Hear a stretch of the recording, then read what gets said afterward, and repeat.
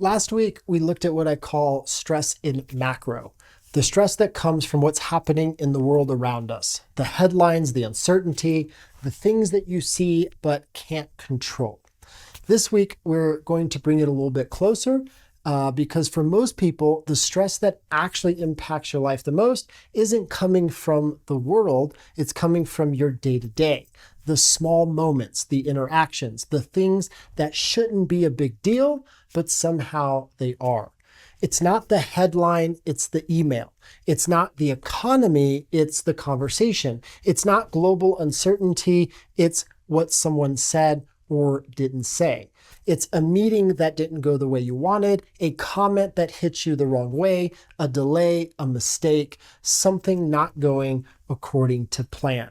And then suddenly your state shifts, you get frustrated, tight, reactive, irritated, overwhelmed, and what should have been a small moment turns into something much bigger. But just like with macro stress, the event isn't the problem, the reaction is. Because what's happening in those moments is the exact same loop. Something happens, emotion gets activated. The mind takes over. The emotion intensifies. And now you're not responding to what's happening, you're responding from your state. And when your state is off, everything gets distorted. Now here's why this matters so much. Macro stress is loud, you notice it. Micro stress tends to be subtle, but it's constant. And because of that, it shapes your life. It shapes how you show up in conversations, how you make decisions, how you perform, how you relate to people, how you experience your day, not once, but all day, every day. And over time, that's going to add up. One of the clearest signs of micro stress is when your response doesn't match the moment. The situation is small, but your reaction is big.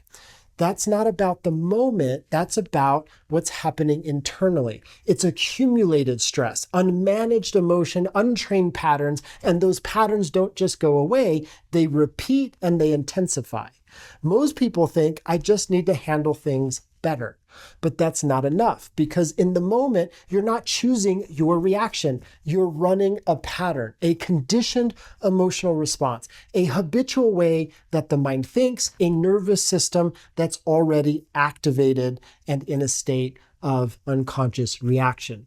And unless you train those systems, they will continue to run automatically. This is why we spend so much time in our work, especially inside the Power Series, training your emotional state, your nervous system, and your mind, because when those are trained, everything can change. Not just how you feel, but how you function. And so what does this actually look like in practice? It comes down to three key things. First, awareness. Catching the moment when your state shifts, not after, not hours later, but in real time. Second, being able to center, being able to stop the loop, regulate your system, and essentially reset your state. Third is choice. Who do you want to be in this moment? Not reactively, but intentionally. Because when you can do that, you're no longer at the mercy of your day, you're directing it.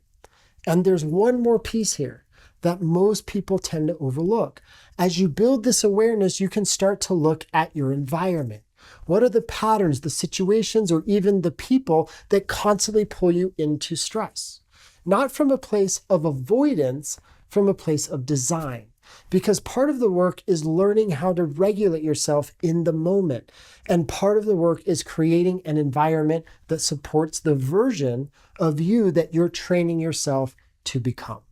Now, if you go back to what we covered in the intuition series, none of that works when you're in a reactive state.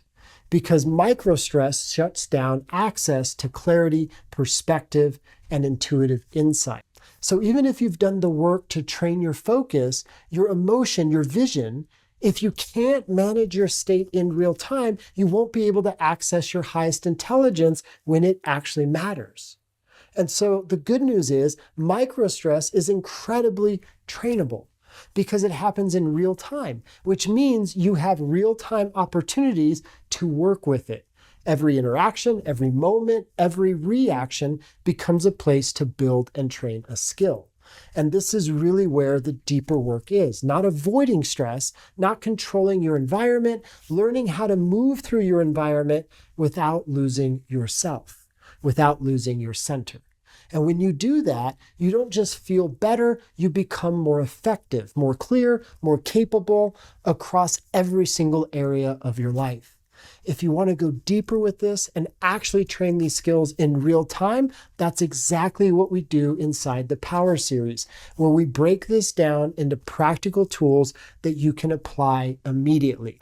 And if you prefer to learn this in different formats, you can also find these teachings on the connectionfix blog or on the connectionfix podcast. Some people like to read it, some people take it on a walk, some people listen in their car. However you train best, use that vehicle.